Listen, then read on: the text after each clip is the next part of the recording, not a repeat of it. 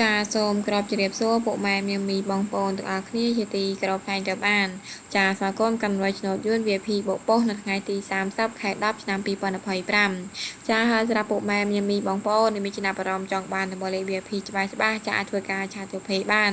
ចាហើយសាប់សេវាទៅ50000ទេចូលលេខតលេងសិនត្រូវចាំបងសេវាតាមក្រោយ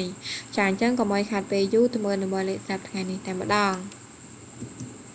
ចាសំណួរឆ្នោតយួនចាថ្ងៃទី30ខែ10ឆ្នាំ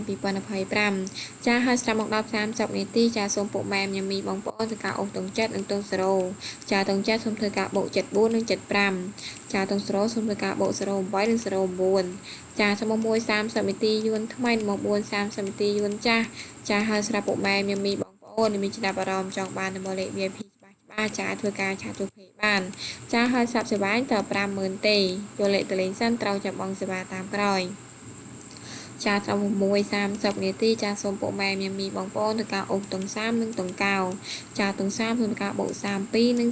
33ចាតុងកោសូមធ្វើការបូក94និង96ចាទាំងអស់នេះជាអ្វីស្នូតយួនថ្មីនិងយួនចាស់ចាស្រាប់ពុក A B C D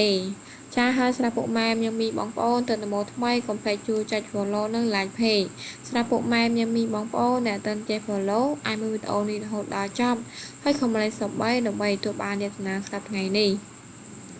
ចាហើយមួយវិញទៀតស្រាប់ពុកម៉ែមានមីបងប្អូនដែលមានចំណាប់អារម្មណ៍ចង់បានតំបន់លេខ VIP ច្បាស់នៅម៉ោង1 30នាទី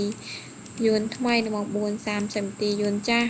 ចាអាចធ្វើការឆាតទៅ Pay បានចាហើយសាប់សេវាទៅ50000ទេចូលលេខតលេងសិនត្រូវចាំបងសេវាតាមក្រោយចាហើយនឹងខ្ញុំក៏មានតែប៉ុណ្ណឹងស្រាប់ជូនពុកម៉ែមានមីបងប្អូនធ្វើការសងសំណាងចាចង្កេះនៅខ្ញុំសូមអរគុណនិងសូមគោរពលាជូនពរសំណាងល្អទាំងអស់គ្នា